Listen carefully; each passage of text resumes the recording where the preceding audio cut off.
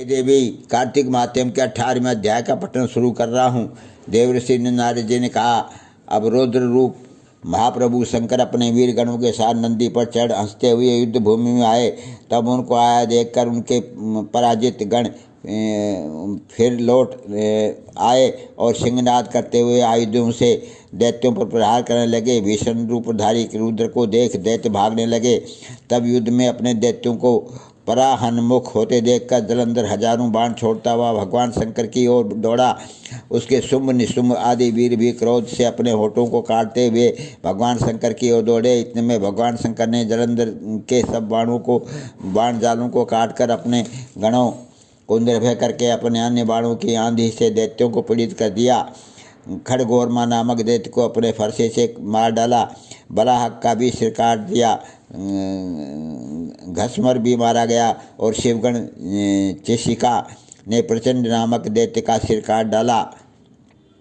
किसी को शिवजी के बैल ने मारा और कई उनके बाणों द्वारा मारे गए। यह देखकर जलंधर अपने शुंभ निशुंभ वाले दैत्यों को धिक्कारने लगा और भयभीतों को धैर्य देने लगा, पर किसी प्रकार भी भयग्रस्त दैत्य दोबारा युद्ध भूमि में आने को तैयार नहीं हुए। दैत्य सेना ने पलायन किया। तब महाक्रुद्ध जलंधर शिवजी को अपनी ओर ललकारने लगा। साथ ही उसने 70 बाण मारकर शिवजी को दग्ध कर दिया तथा और भी बहुत से बाणों का प्रहार किया। शिवजी उनके बाणों को काटते रहे, यहाँ तक कि उन्होंने जलंधर की ध्वजा, छत्र और धनुष को भी काट दिया। फिर 7 बाण मारकर उसके शरीर में आघात पहुंचाया। धनुष के कट जाने से जलंधर ने एक प्रचंड बाण मारकर उसकी गदा के टुकड़े टुकड़े कर दिए। तब उसने समझा कि यह मुझसे अधिक बलवान है, अतः उसने गंधर्वी माया उत्पन्न कर दी। उनके अनेक गंधर्व और अप्सराओं के गण संपन्न हो गए। वीणा और मदंग आदि बाजों के साथ नृत्य और गान होने लगा। इससे अपने गणों सहित रुद्र भी मोहित हो गए। उन्होंने युद्ध बंद कर दिया। फिर तो काम मोहित जलंधर बड़ी शीघ्रता से त्रिनेत्र भगवान शंकर का रूप धारण करके वृषभ पर बैठकर पार्वती के पास जा पहुंचा। उधर जब पार्वती ने अपने पति को आते देखा तो उसने सखियों का साथ त्याग दिया और आगे आई। पार्वती को देखकर कामातुर जलंधर का वीर पतन हो गया और उसके पतन से वह जड़ भी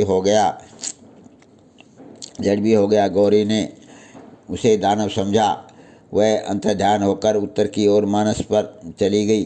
तब वहाँ पार्वती को ने देखकर जलंधर फिर शिव जी की ओर लौटा। उधर पार्वती जी ने भगवान विष्णु को बुलाकर दैत्य धन का वह कृत्य कहा और ये प्रश्न किया कि आप इससे अवगत हैं। भगवान विष्णु ने हाथ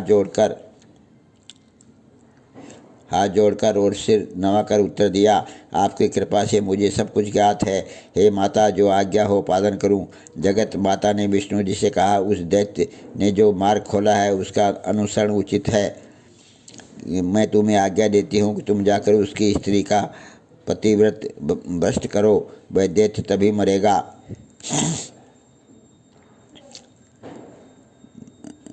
पार्वती जी की यह आज्ञा पाते ही भगवान विष्णु उसको शिरोधार्य कर छल करने के लिए जलंधर के नगर की ओर गए।